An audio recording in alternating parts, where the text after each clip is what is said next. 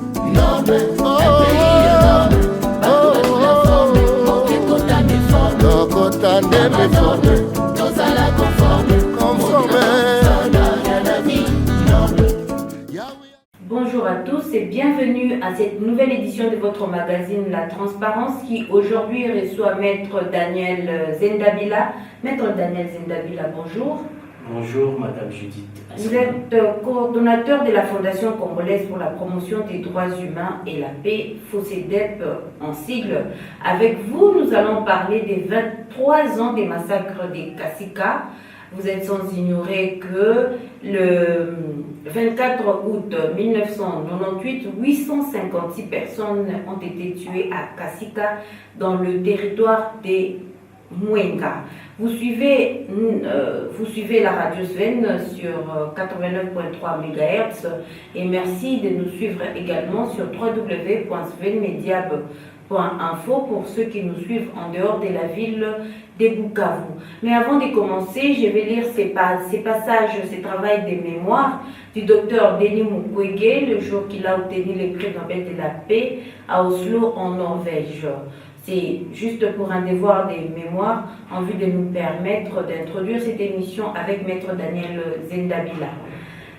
Lundi 24 août 1998, près de 856 personnes ont été massacrées à Kasika dans la chefferie de Lwindi en territoire des Mwenga. Signalons tout simplement que la majorité des cadavres découverts sur un trajet de 60 km depuis Kilungutwe jusqu'à Kasika étaient essentiellement des femmes et des enfants. Les femmes plutôt étaient violées avant d'être éventrées à l'aide des poignards à partir du vagin. Plus de 633 personnes étaient massacrées, notamment la famille du Mwami de Lwindi, François Mubeza, y compris lui-même et sa femme Yvette Nyangé, enceinte des jumeaux, éventrés. Dans la seule parcelle royale, 37 cadavres ont été découverts. À la paroisse catholique de Kasika ont été victimes un abbé, 4 religieuses et plusieurs fidèles. Au total, plus de 116 personnes massacrées. À la maison du feu, M. Mupali Zatos, alias Milizi, un grec qui s'était installé depuis des années à Kasika, 6 vieilles femmes ainsi que 4 travailleurs, dont une femme et 3 hommes, ont été massacrés à coups de fusil. Dans la forêt avoisinant le village de Kasika, où les habitants du dit milieu avaient pris refuge, ce que l'on appelle chez les Wariga les Mangile ou encore les Tupiengenge, plus de 400 personnes ont été massacrées. Hommes, vieillards, enfants et jeunes. Parmi ces victimes, nous pouvons citer 27 membres de la famille des maîtres Kialanga Lilwa, avocat de profession, qui fait office à Bukavu. À Kalingutwe, plus de 127 personnes massacrées, sans compter des nouveaux cadavres d'enfants jetés dans les fosses des toilettes indigènes. Parmi ces 127 victimes de l'intolérance, nous retiendrons notamment Madame Nabonga, veuve de 65 ans, avec toute sa famille des 8 personnes, dont Monsieur Kibaza, 35 ans, Madame Kamalebo Mukoke, 40 ans, Monsieur Mwangilwa, 28 ans, Monsieur Sandala, 25 ans, Madame Lukenge, 20 ans, Mademoiselle Mabongele, 17 ans, Monsieur Lutumba, 38 ans et Monsieur Moulingano, 37 ans. Parmi les commerçants ambulants, nous citerons Nabe Balagizi, Mufugizi, qui étaient non identifiés autrement. À Kalama, il y a eu 16 personnes massacrées, de la famille de M. Mutewa, résidant à Bukavu, sur l'avenue Kasai, dans la commune d'Ibanda. Il en est de même des 31 personnes assassinées toujours à Kalama, tous membres de la famille de M. Magara, qui reste sur l'avenue Patrice Emery Lumumba, dans la commune d'Ibanda, à Bukavu. À cet effet, le docteur Denis Mukwege, le jour de la remise du prix Nobel de la paix, a appelé la communauté international a enfin considéré le projet mapping et ses recommandations et que le droit soit dit. Maître Daniel Zendabila, je reviens vers vous. Après avoir suivi ces devoirs de mémoire, 856 personnes en un seul jour, monsieur le maître Daniel, c'est quand même beaucoup. Et jusqu'à présent, il n'y a toujours pas eu de justice, pas de deuil. Que faire, maître? Merci Madame Judith Assina pour la question, tout d'abord, mais également pour l'invitation et surtout pour la confiance que la radio-télévision Sfain ne cesse de témoigner à mon égard. Cela étant dit, je tiens primordialement, de prime abord, à présenter mes sincères condoléances à des familles des victimes. Les crimes dont vous venez de décrire là-bas, en luminaire, sont des crimes internationaux, sont des crimes d'atrocité d'une cruauté très grave, sont des crimes qui affectent, qui choquent la conscience humaine tout entière. C'est ainsi que, non seulement par la qualité de certains massacrés dont vous venez de citer, ce n'est pas le territoire de Mona qui a été affecté. Je vois que des personnes de Bukavu ont également perdu, et même des étrangers ont été fauchés par ces massacres. Ceci pour dire que la justice que nous devons réclamer, l'honneur que nous devons réclamer, la non-répétition que nous devons réclamer et la mémoire que nous devons réclamer ne se limite pas que à des victimes du territoire de Mwenga. Non, ça va au-delà du territoire de Mwenga, au-delà de la province du Sud Kivu et même au-delà de la République démocratique du Congo, parce que c'est un crime d'atrocité, une barbarie qui a dépassé les frontières, et c'est pourquoi on appelle ça un crime à caractère international. Et nous devons, comme ça vous venez de le dire, commencer à faire les premiers pas pour que nous puissions ne serait-ce qu'à aboutir à l'honneur, à des deuils, pour permettre à ces familles-là de faire leur deuil, et pour qu'ils y parviennent, il y a des étapes que nous devons franchir. Quelles sont ces étapes, maître Daniel?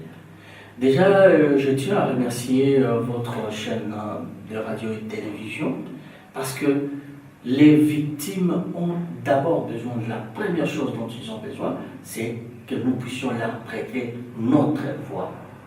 Aujourd'hui, ça fait 23 ans, mais quand même, pour la première fois, nous commençons à faire des émissions. À travers ces émissions que nous sommes en train de faire, à travers ces interviews, nous sommes en train de dénoncer, nous sommes en train de clamer, nous sommes en train de tirer la sonnette d'alarme pour que le monde entier ne puisse pas oublier ce qui s'est passé à Kasika. Que le monde ne puisse pas oublier les victimes de Kasika. Et comme nous l'avions décidé dans une réunion de société civile à Dakar, il y a 2 ans de cela, nous devons porter la voix des victimes le plus loin possible. Cette voix des victimes des crimes de Kasika doit toucher les gouverneurs de province, cette voix des victimes doit toucher le président de la République, la voix des victimes doit aller à l'Union européenne, ces voix des victimes doivent aller jusqu'au Conseil de sécurité des Nations Unies pour que le monde ne puisse pas oublier ce genre d'atrocité, parce que oublier ce genre d'atrocité, c'est ouvrir la porte à sa répétition. Or, le monde n'a pas droit de revivre ce genre d'atrocité, où des enfants, des bébés sont massacrés, jetés dans des fosses communes. Les femmes sont, comme on a dit, donc les ventres sont ouverts, de l'abdomen au vagin. C'est de l'atrocité innommable. Et le monde, s'il ne s'occupe pas de ce genre de questions, c'est que le monde a perdu l'humanité, c'est que les humains ont perdu leur humanité. Donc cette question des victimes n'est pas des Kasika, n'est pas que la question de la famille de Maître Kalamali Vassel, que je salue, à qui je présente d'ailleurs mes condoléances, mais c'est une question de toute la province du Sud Kivu, c'est une question de toute la République démocratique du Congo, et c'est une question du monde entier. 800 personnes, 900 personnes, ce n'est pas peu. Mais maître Daniel, à quel niveau vous êtes 23 ans quand même après? À quel niveau vous êtes par rapport à ces voix-là que vous êtes en train de prêter? Vous êtes à quel niveau pour que finalement justice soit faite par rapport à ces massacres? Merci. Nous devons avouer quelque chose, que nous n'avons vraiment pas accompagné suffisamment ces victimes. C'est ici les lieux de reconnaître le travail que vous êtes en train de faire, parce que le premier pas de ce combat est en train de commencer ici, dans votre chaîne, radio, télévision. Nous sommes déjà en train de parler de ces massacres-là. Nous avons même essayé de citer les noms des personnes qui ont été massacrées. Mais nous devons aller au-delà. Je ne me permets pas que nous puissions dire 140, nous puissions coller des chiffres à ces gens. Pour leur mémoire, nous devons approfondir le travail de documentation pour mettre à chaque victime un nom, pour mettre à chaque victime un visage. Ainsi, déjà, par ce travail de mémoire, nous pourrons les honorer, et les générations futures ne les connaîtront pas en termes de chiffres, que non, dans tel village il y a eu 140, il y a eu 124, non. Dans tel village il y a eu tel, et un mausolée, un mémorandum doit être érigé pour que nous puissions les garder dans nos mémoires à jamais, et pour que nous puissions nous en souvenir, et pour que l'humanité tout entière puisse se répéter que plus jamais ces gens de barbares. Mais est-ce qu'il y a un chronogramme fait par exemple par votre organisation ou par la société civile tout entière pour que finalement nous puissions atteindre cet objectif-là, comme l'a dit le docteur Denis Mukwege, il a appelé la communauté internationale à considérer le rapport du projet Mapping. Est-ce qu'il y a un chronogramme? Vous travaillez selon un chronogramme? Comment vous faites? Est-ce que la société civile, vous travaillez ensemble pour que finalement justice soit faite par rapport à ces victimes-là? Merci pour cette préoccupation bien pertinente. L'échec que nous avons vécu, que je dois considérer comme échec, ou bien la lenteur, la léthargie que nous avons prise, c'était lié à un travail dispersé. Un travail dispersé, c'est-à-dire que chaque individu, chaque personne essaie d'œuvrer de sa manière et de manière isolée. Mais aujourd'hui, nous devons nous réunir. Nous devons agir en synergie, sachant que l'union fait la force. Je l'ai toujours dit, si nous sommes deux, notre voix peut peut-être aller jusqu'à 10 mètres. Mais si nous sommes 1000 et que nous essayons de crier à l'unisson, notre voix peut aller même jusqu'à 10 km. C'est ainsi que nous, société civile, tant nationale qu'internationale, nous avons résolu, nous avons trouvé un mécanisme que les bourreaux sont forts, mais nous ne pouvons les vaincre, nous pouvons les affronter et réclamer de nos dirigeants la justice que lorsque nous sommes unis. Ainsi, nous avons créé à l'échelle mondiale les réseaux internationaux pour l'accompagnement des victimes d'atrocités à Genève. Votre humble serviteur que vous avez eu l'amabilité de recevoir aujourd'hui, représente ces réseaux au niveau africain. C'est ainsi que je dois lancer un appel vibrant à toutes les organisations de la société civile, à toutes les forces, à toutes les personnalités individuelles, pour que nous puissions tous conjuguer nos efforts au sein du réseau international pour l'accompagnement des victimes d'atrocités. Ainsi, nous prêterons notre voix à ces victimes et nous formerons un très grand plaidoyer qui permettra à ce que nous puissions faire pencher les choses en leur faveur. Ça, c'est un. De deux, c'est comme on a toujours dit, je crois en 2015 quand j'étais en Ouganda, parce que l'Ouganda a franchi les caps. Ils ont affirmé que c'est une très longue voie pour parvenir jusqu'à la résilience, à la réparation, pour parvenir à obtenir la non-répétition en faveur des victimes. C'est un grand processus, mais un grand processus qui commence par cette émission où nous commençons à en parler. Mais cette émission ne pourra pas traiter en profondeur toutes les questions. C'est ainsi que, comme l'a fait les victimes de Kamina Sampo au Kassai, où d'ailleurs je reviens, où j'ai été convié, on a créé toute une semaine pour parler des questions de victimes, pour parler des stratégies de documentation, pour parler des stratégies même des justices coutumières. Lorsque j'ai été reçu dernièrement par le prix Nobel de la paix, le docteur Denis Mukwege, il a parlé de ça. À notre niveau, sans même recourir à d'autres, nous pouvons déjà commencer à faire une réparation coutumière. Par exemple, une femme qui a été violée devant son enfant, il y a déjà de procédures coutumières qui peuvent être faites pour qu'on puisse réparer cet affront. Alors, nous devons prendre toute une semaine, nous devons faire un atelier, nous devons nous asseoir, réfléchir pour que nous puissions tracer les caps, les chronogrammes, les programmes, pour que nous puissions parvenir à la justice, à la réparation et même au rétablissement de cette communauté qui a été meurtrie. Cette émission, c'est bien sûr un premier pas, mais nous devons aller au-delà. Nous devons organiser les semaines de victimes. Nous devons même avoir, comme nous l'avons dit au Kasaï, une journée dédiée seulement aux victimes. Ce n'est pas normal que des gens ont été massacrés comme ça, avec cette ampleur de cruauté que vous venez de décrire, et qu'il n'y a aucune minute de silence pour eux. Aucune journée où nous asseyons comme humains pour réfléchir à des pistes et des solutions pour que cela ne puisse pas se répéter. Ainsi, moi je propose que nous puissions, nous réunir autour du réseau international pour l'accompagnement des victimes d'atrocités. Oui, Maître Daniel, j'aimerais justement revenir sur ces réseaux-là. Ce réseau, il est bien établi sur le plan international, mais ici même, en République démocratique du Congo, il n'existe pas encore un réseau pour canaliser tout ce que vous avez comme objectif à atteindre par rapport à la justice transitionnelle notamment. Oui, je venais d'être dans un débat avec M. Raphaël Wakenge, il y a un réseau qui s'occupe bien sûr des organisations pour la justice transitionnelle. Bien sûr, c'est un réseau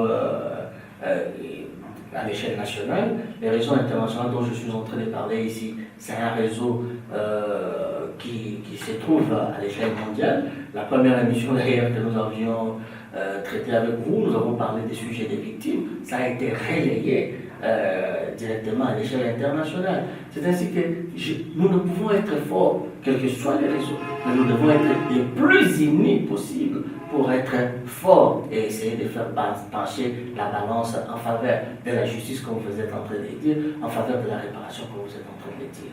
Mais comme je le disais, avant que vous puissiez,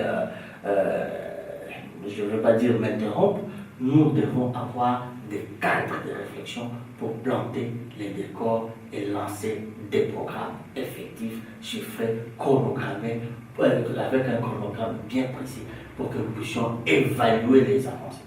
Parce que comme au stade où nous sommes, nous ne devons pas nous voiler la face, nous sommes au stade 0. Alors, la société civile est au stade 0. Une question que je veux poser et que se posent beaucoup des gens d'ailleurs, pourquoi vous, la société civile, vous avez un prix Nobel de la paix et surtout qu'il est ici à Bukavu, pourquoi vous ne vous liez pas à lui afin d'avoir un bloc et porter cette question-là des justices? Vous ne pensez pas que c'est un canal que vous pouvez facilement utiliser? Qu'est-ce qui se passe? C'est un canal bien sûr que nous pouvons utiliser et nous l'avons déjà fait. Je viens de vous dire qu'il n'y a pas 2 mois, je venais d'être reçu par le prix Nobel de la paix, où d'ailleurs nous lui avons apporté un soutien pour les menaces inacceptables qu'il a subies. Et avec lui, nous avons qu'il continue à subir. Et avec lui, nous avons longuement, je crois pendant 2 ou 3 heures, échangé sur les questions de justice en faveur des victimes. Et nous avons passé en revue toutes les pistes possibles de justice que nous pouvons faire. Mais maintenant, il reste que nous puissions formaliser cela de manière concrète. C'est pourquoi je parle ici des assises. À l'issue de ces assises sortira un calendrier, un chronogramme. Bien sûr, nous ne pouvons être qu'heureux de nous réunir autour de lui, parce que c'est quand même une très grande voie. C'est encore à lui aussi d'ouvrir ses portes et d'accepter que nous puissions nous joindre à sa lutte. Comme il vous a déjà ouvert la porte une fois, espérons que je ne pense pas qu'il vous refuse pour la deuxième fois. Alors, maître... Je compte sur vous pour l'en convaincre. Alors, maître Daniel Zindabila, parce que nous courons derrière le temps, dites-nous, parce qu'il y a le temps qui file, il y a les temps qui passent, avec les temps qui passent, comment ces victimes-là, qui peuvent aussi mourir, peuvent finalement obtenir justice? Parce que nous avons l'impression, vous-même vous avez dit que vous êtes encore au niveau 0. Quand est-ce que finalement vous allez vous mettre au travail pour faire ne fût-ce qu'un pas. Vous commencez quand le travail?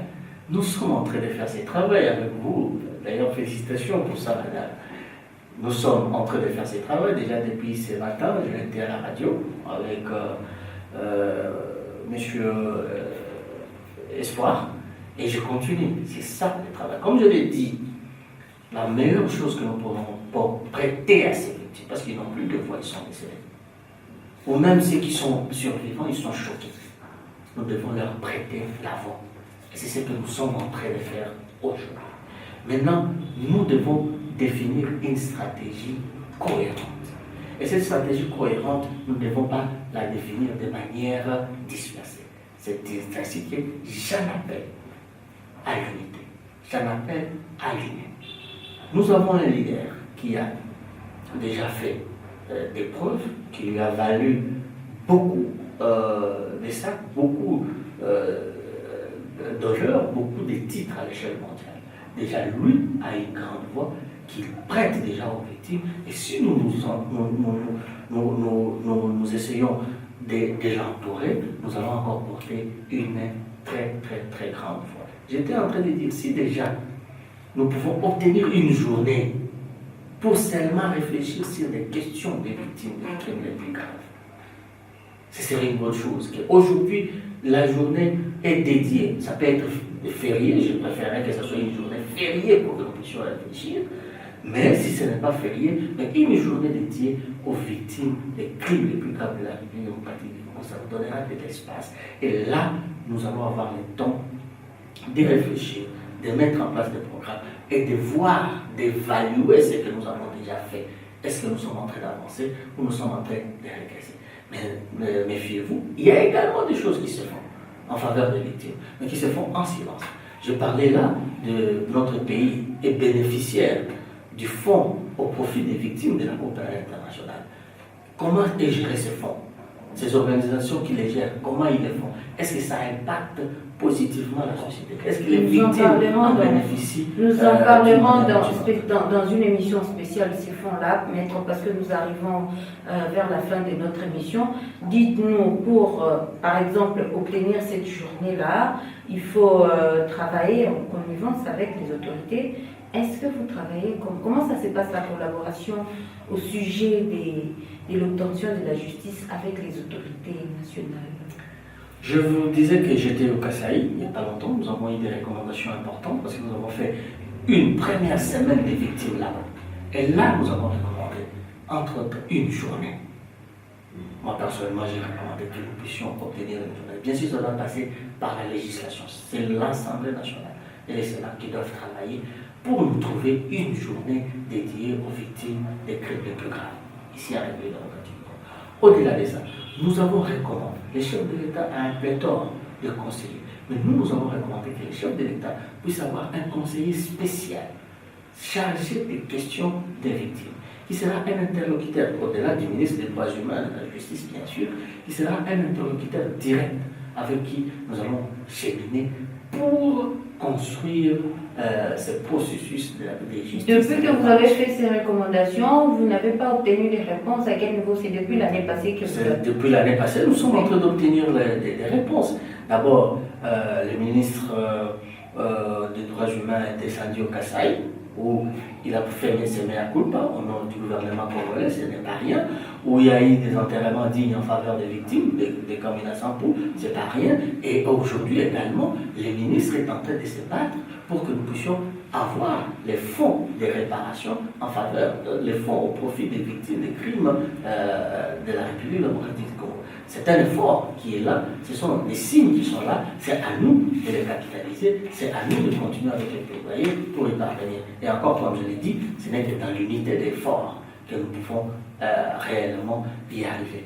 Les chemins de la réparation en faveur des victimes, les chemins de la justice, ce n'est pas un chemin facile. C'est un long chemin, comme l'a toujours dit mon ami Victor Otiek de Luganda. Le chemin des réparations est un long chemin. Maître Daniel Zendabila, merci beaucoup d'avoir répondu à notre invitation. C'est toujours un honneur d'être invité par vous, Madame Judith. Je rappelle que vous êtes coordonnateur de la Fondation congolaise pour la promotion des droits humains et de la paix et qu'avec vous, nous étions en train de parler des 23 ans des massacres des Kasika. Je rappelle ici que c'était un lundi 24 août 1998 où plus de 856 personnes ont été massacrées à Kasika dans la chefferie de Luindi en territoire des Mwenga. Merci et continuez de nous suivre sur www.svenmediab.info et à Bukavu, il suffit de cliquer sur la radio Sven 89.3 MHz. À la prochaine. Merci.